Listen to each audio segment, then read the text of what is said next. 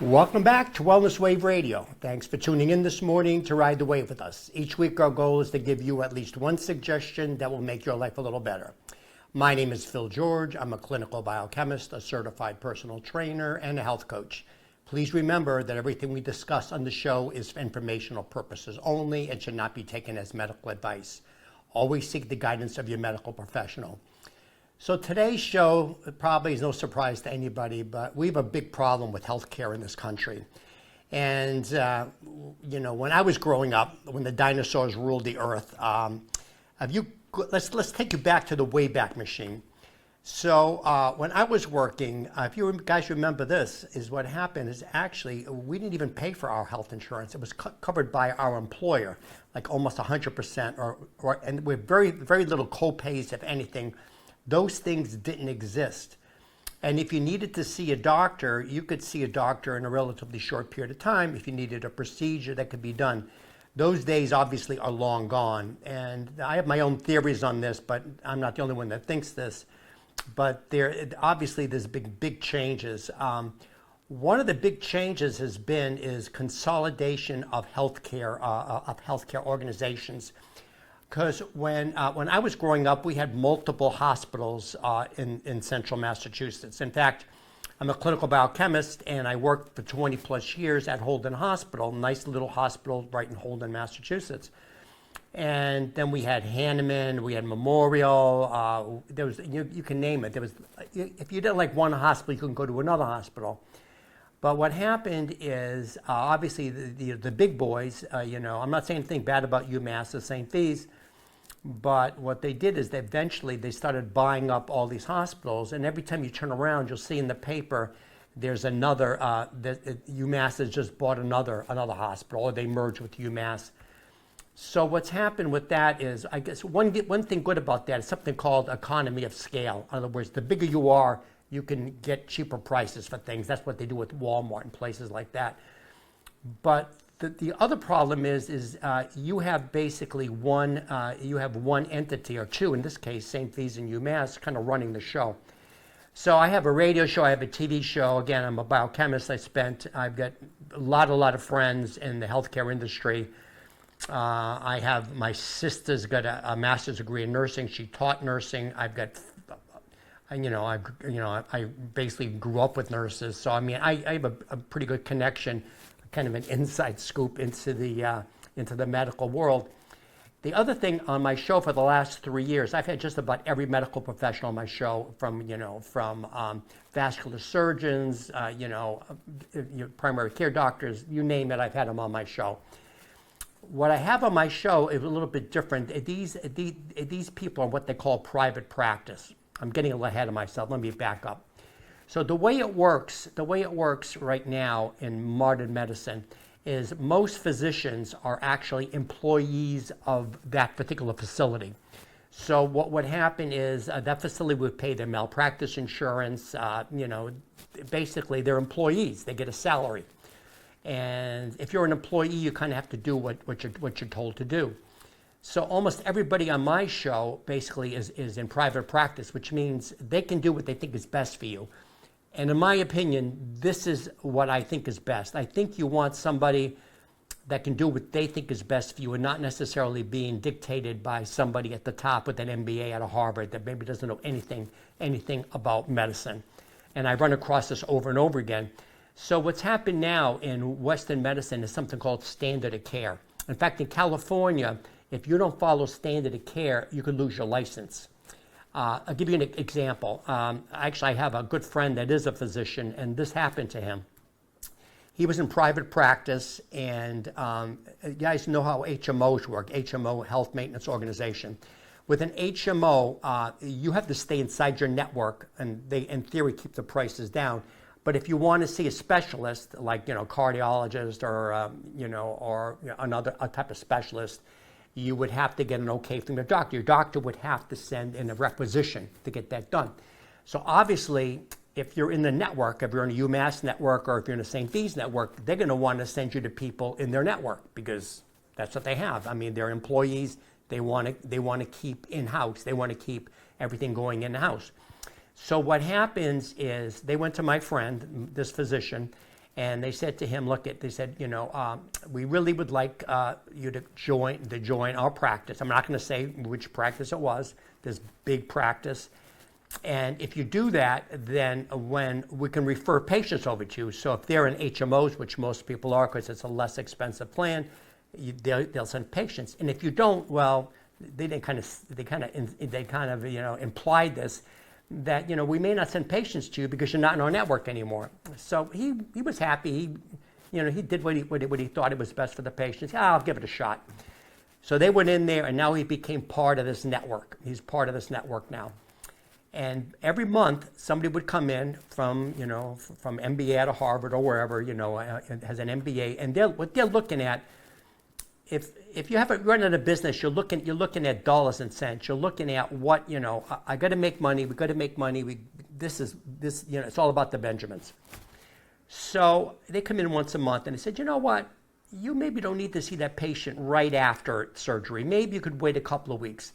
And plus, you're only seeing X amount of patients, per week. So, that's not good. You got to see more patients. Get them in, get them out. The expression is diagnose and adios. Get them in, get them out. The other big problem with Western medicine and the way they're reimbursed is something called fee for service. What that means is you only get paid for what you do, and you have to document what you do. Good example, if you go to industry, let's say I ran a company, and what I want to do is I want to produce a lot of widgets, at the end, a lot of these different products. I'll give you a better example. When I was a kid, I worked at a ball boy, a manufacturing that made these round balls. And I was on what they call piecework. And this is kind of like fee for service. It's piecework. You get paid for what you do. So what I would do, these are ball bearings. I would go in there and I would put a ball bearing in, and oil would come out, and it would shave it off to a very specific, dimension. And I would get paid for each one of these balls that I made. So that's fee for service, or piecework. Now, what would happen is I had to produce. But let's just say I was in there and I was just running the machine. I wasn't doing anything, but I wasn't producing anything. I could still say I want to get paid because I was doing something, but I'm not producing anything. So that's the problem with fee for service is the doctor is paid to do something, either give you a prescription, to recommend a procedure. They're going to take your pulse, your heart rate, and stuff like that. But they're not looking at the outcome. They're looking to see, are you getting healthy? When's the last time you went to see a doctor and they asked you, what are you eating? Are you exercising? They don't have time for that. I had on the show a couple of weeks ago, I had a direct primary care on the show, and what she did is she left one of these big places because her husband, actually with me, he's actually a biochemist, and she was on the show. In fact, that was also on YouTube. You can go on YouTube, just type in Wellness Wave Radio, and you'll see this is relatively recent. They get a lot of positive feedback on that YouTube video, and they said, thank God this woman's doing this thing. And she's left a good paying job to do this because she didn't feel she couldn't sit down with her patients. And she said that the average primary care, and this is what she has, this number's gonna blow your mind. They have between 2,000 and 3,000 patients. That's a lot of patients. So people are calling them up. Even if a small percentage needed to see her, she couldn't possibly see them. The other problem is, a lot of these practices, you've got, and again, my sister's a nurse, you've got nurse practitioners, physician's assistants. So you may not even see the same person twice. So you become a number, basically. They get your chart, and they know, and basically that's it. Because they get so many patients, they can't possibly remember you. So what happens is there's a new paradigm now. There's something called a direct primary care, and again, feel free to email me, phil.georgiacharter.net. I have a bunch of direct primary cares I know. And the way that works is you would pay them X amount a month. It's either $50, $100, whatever it is. But they only accept so many patients. I think she said she was accepting like 30 patients. That's it. 30 patients and she's done, not taking any more. I have what's called a concierge doctor. And again, my whole family's on that. So we pay a monthly fee for that. And he's actually in Connecticut. In fact, I just saw him for my annual physical. And so with him, I go in there, well, they do the blood pressure, the rest of the stuff, do EKG. But he spent over an hour with me just talking to me. If you go in for your annual physical, good luck with that, how long that's going to take. But since they only accept so many patients, what happens is they can spend a lot more time with you. I have this portal thing. I can email him directly. If I have an emergency, I can see him right away. He's in there with he's got there's 3 physicians in this particular group, and if he's not there for some reason, I can see the other one. But he knows me. He knows who I am. He'll recognize me. I'm not just a number to him. He's not overwhelmed. Again, I'm not saying anything bad about physicians. When I started in college, I was what they call pre-med. So I came in out of the GI Bill, and I was too old to go to medical school. They wouldn't accept me because they want somebody younger so they can get the maximum out of them. But a lot of my classmates went on to medical school, and they're my friends to this day, so I still know them. But again, I went into biochemistry, clinical biochemistry, and I still worked in hospitals. So I've seen a big transformation right now between the way it used to be and the way it is now. Because, and if you've been to the hospital, if God forbid you had to go to the emergency room, I talked to tons of people. I have clients come in 6 to 8 hour waits in the emergency room. And if you can even, if you get admitted, they don't have a room for you. You're actually in the hall, you're in the emergency room, and it's back-to-back stretchers. And again, I know nurses, what I found is, please, if you go to the emergency room, I know you get upset because you got a loved one or you're in there, and the place is mobbed. It's mobbed with people, and the nurses are short-staffed, the physicians are short-staffed, and a lot of times, because the nurse is the person you see, a lot of times I find out, nurses tell me this, you wind up yelling at the nurses. Why doesn't somebody see me? It's not the nurse's fault. Please don't yell at the nurses. It's not their fault. They're doing the best job they can. So let me get back to, why are we in such big trouble? And the news, it just came out before I came on the show that whether you like this administration or whether you don't, whether you like Elon Musk or you don't, the whole Doge thing, finding out government waste, they found out that there was $14.6 billion in fraud in healthcare.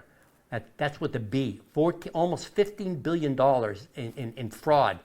They're finding out that people, various physicians or even medical equipment groups that they were going under an alias, was submitting all of these invoices to get reimbursed, but they weren't giving anything out. So, I mean, again, who's watching this stuff? Who's watching out? Where are our tax money going? Why isn't somebody watching this? If you had a business, or let's just say you're running a household, and I don't want to be sexist here, you got a man, you got a husband and a wife. I'll just use it because this is a stereotype, but I'll switch it in a second. But all of a sudden, you're making $100,000 a year as a husband or a wife, and your spouse, all of a sudden, and you get these credit card bills coming in. Honey, why are you spending all this money? We got to pay the mortgage, we got to do this, we got to do that. Somebody is watching out where that spending's going if you have a business. But in my opinion, the trouble with the government is it's not their money. It's your money they're spending. It's this big pot of money. They can spend it any way they want to, okay? So they're not watching out. They're not watching out for where this fraud's going. So there's a lot of fraud going on. And that's one of the reasons why there's such a big problem in this country, is because there's so much fraud and nobody's looking for it, how that money is being spent. In the Worcester Telegram and Gazette, just 2 days ago, it was saying they're trying to do something now. It's called a primary care physician. So your primary care physician is the one you see before you see the specialist. So if you got a boo-boo in your tummy, you're not going to go see basically an endocrinologist or a gastroenterologist. You have to have the primary care. But it could take you weeks or months to get to see the primary care. And the reason for that, they found out, this is in single digits, only about 2 to 3% of all physicians are primary care doctors. And one of the reasons for that is because they don't get paid as much. So the Telegram said, I think it's UMass and also the state of Massachusetts is trying to get incentives to get more primary care doctors, because that's your first line of defense, is a primary care doctor. So that's what, those are the people you need to see. And again, that's why you may want to consider a direct primary care doctor or a concierge doctor. Because if you think about it, I say this to all my clients, your health is the most important thing. You could have all the money in the world.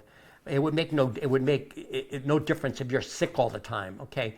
So if it costs you another $50, $100 a month, in fact, I know they have a discount. So let's say you have husband, wife, and family. You could have everybody on there, and there's a discount for a family. And again, I had her on my show, and I know in other primary care physicians, direct primary cares. So obviously, the medical system is not working. The other reason, my opinion, why we're having such a hard time, why there's such a backup in the medical system, there's so many patients that want to see physicians, and there's less physicians to see these patients. It's economics 101. It's supply and demand. So you have a limited amount of nurses, a limited amount of doctors, but you have all these patients. So again, whatever your political persuasion is, whether you think they're undocumented aliens or whether they're legal aliens, we've had millions of people enter this country that are in this country now. Obviously, whether you agree with this or not, they're trying to get rid of some of these undocumented or illegal aliens. But they have access to, also the other reason why Medicare, all the prices are going up, these people right now are on Medicaid, in other words, paid for, and these people have never paid into the system. So they haven't paid taxes, but they're getting free medical care. The other thing, even if they're not on Medicaid, what happens is the problem with if they're not on it, if you go into a hospital, whether you have insurance or whether you don't, they have to take care of you. Okay, so there's no, they're not going to turn you away. That's part of the whole thing. Another reason why healthcare is so expensive is because Medicaid pays a lot lower reimbursement to hospitals. So in order to make up for that, hospitals still have to, at the very least, break even. Although what I saw at UMass, I don't know how many millions of dollars they're behind this year, because again, they're doing a lot of free care. And again, they still have to pay nurses, they have to pay doctors, they got bills to pay. So that's the other issue. So we've been inundated with all of these aliens coming in here, and they still have to be taken care of. So in the article in the Telegram, the insurance companies are talking about raising the rates again on your health insurance. Again, going back to when I was a kid, there were no co-pays, there were none of that stuff. It was paid almost 100%. Now, when you go to see a physician, there's a copay. There's $30 or $50. I mean, you guys know what you're paying for health insurance. It's outrageous. It's through the roof. So you're paying for something that you have a hard time even using. I've got clients that had blood in their stool, which is obviously going to be a problem. It could be indicative of colorectal cancer, and it takes them months to get a colonoscopy because the colonoscopies are backed up again. So you're paying a ton of money to basically to really get lousy care. This is true statistics. America pays the most for health insurance of any industrial country in the world, and we have the worst outcomes. You can look this up on AI or whatever. So we're paying the most amount of money for the worst care. So obviously there's a big problem here with that. So they're talking about maybe giving primary care doctors more money. They're trying to find a way. So people realize there's obviously a big problem in terms of the healthcare and hospitals and everything else. We got a shortage of doctors. We got a shortage of nurses. And again, the main thing is, again, I'm a biochemist. I'm a health coach, and so again, if you need help, feel free to email me, philgeorge@charter.net. I used to charge for this. Obviously, my time is worth something, but I've got a new paradigm now that I'm using in terms of what I do with when I see a client. I'm not going to charge you anything. The consult is free. But most everybody needs supplements. You need vitamin D, you need magnesium. You got to buy it from somewhere. So I have a trusted source that I use. So basically, I meet with you, and as long as you order some supplements with this company, the company pays me a commission. So I get paid, you get free care. So feel free to email me, philgeorge@charter.net. And the way I work with clients, in fact, I've teamed up with Kelly Hamilton. She's a ICU nurse at UMass, and she is also a holistic nutritionist. We give seminars. In fact, we just had a seminar this past Sunday. So we're talking about this stuff, and one of them was intermittent fasting, time-restricted eating. So we team up. So, and if you need like more stuff done, what I do with Kelly, I do what's called an intake. So if you go to a hospital or see a doctor, a lot of times the nurse will do an intake, or sometimes the physician will do the intake. So what I do is I would have you come in, bring in all of your old lab work. I'd go over all your lab work with you, let you know what that means specifically. The problem with lab work, even with doctors, they have what they call the normal range. But there's a difference between a normal range and an optimal range. In other words, you could be, the way they figure out in terms of lab work, they go by an average. Obviously, people having lab work done, a lot of them are sick. So you may be average for sick people, but you may not be average, may not be best for you. The other problem is with lab work, a lot of times if your cholesterol is up a little bit, they want to put you on a statin. There's a lot of side effects to statin. A lot of people don't like taking statins. Unfortunately, they just look at that one metric, which is cholesterol. Well, we need cholesterol. Cholesterol on its own is a meaningless number. There are other lipids involved in there, and they'll tell you LDL is the bad cholesterol. That's not true. You need LDL. There's different types of LDL.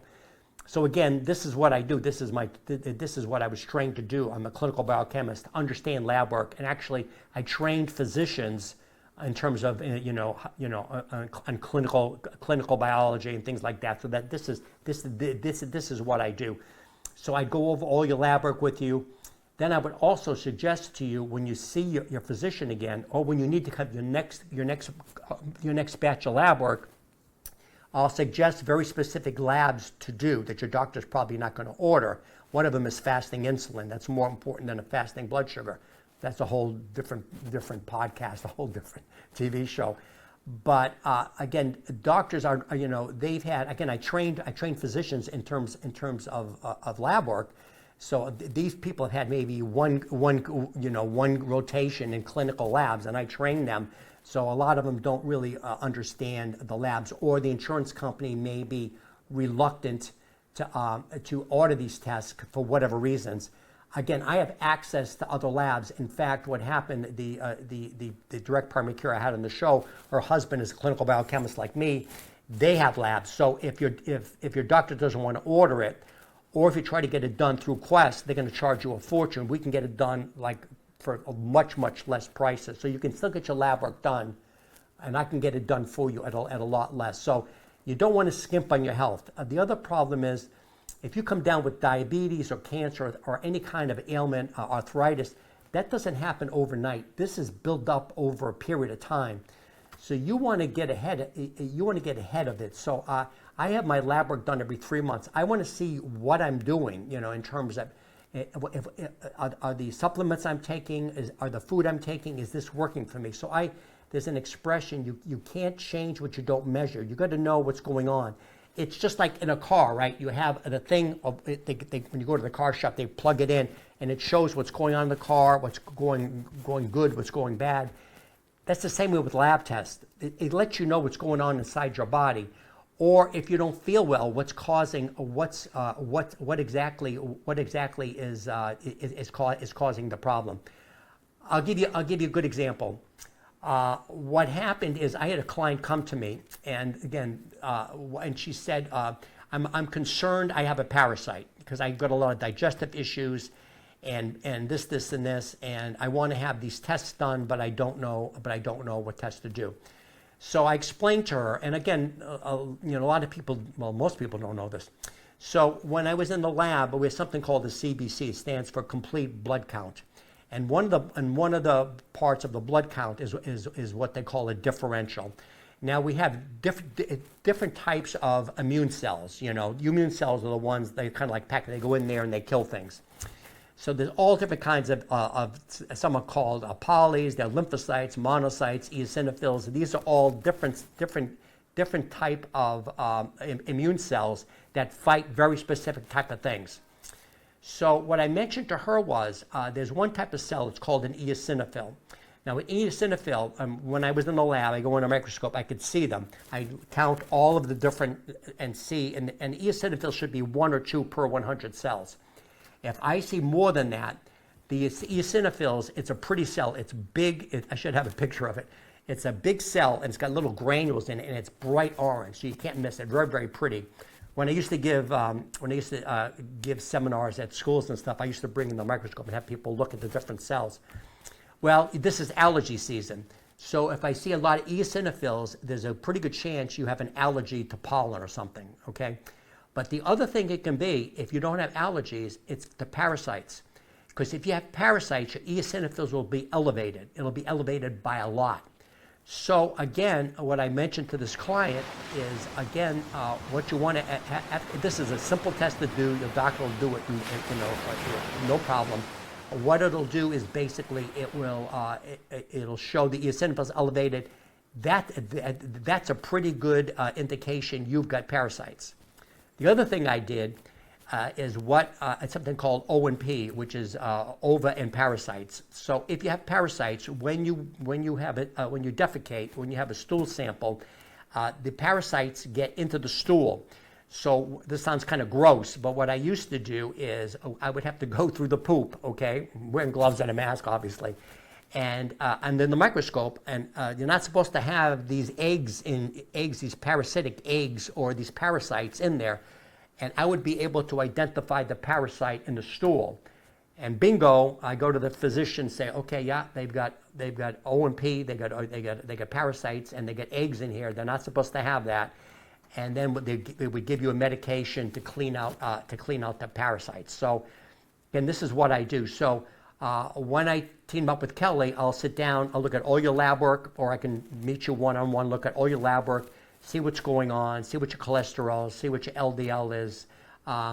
The other thing is, if you got inflammation, I can look at different types of tests for inflammation and things like that. So we're coming up to the end of the show. Again, feel free to email me, philgeorge@charter.net. And again, you have to be the CEO of your own health. In other words, you can't rely on right now, doctors are overwhelmed. Remember, 2,000 to 3,000 clients that they have, patients that they have, and they have a hard time seeing you. They're going to get you in and out within 15 minutes. They don't have time to talk about this.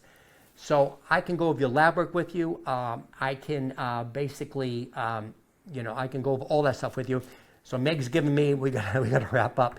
So we'll see you next week. Again, email me, philgeorge@charter.net, or go into, just type in Wellness Wave Radio, any of your browsers. I'm on YouTube, I've got podcasts, and we'll see you next week.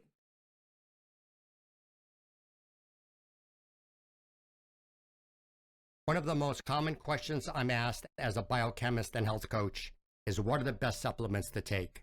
Choosing supplements is a tricky business. Many companies have poor quality control and questionable ingredients. In the past, I had to send clients to several different websites. I am now able to offer one-stop shopping for all the quality brands I recommend, with no shipping cost and a lower price in most cases. Just email me, philgeorge@charter.net, for a free consult.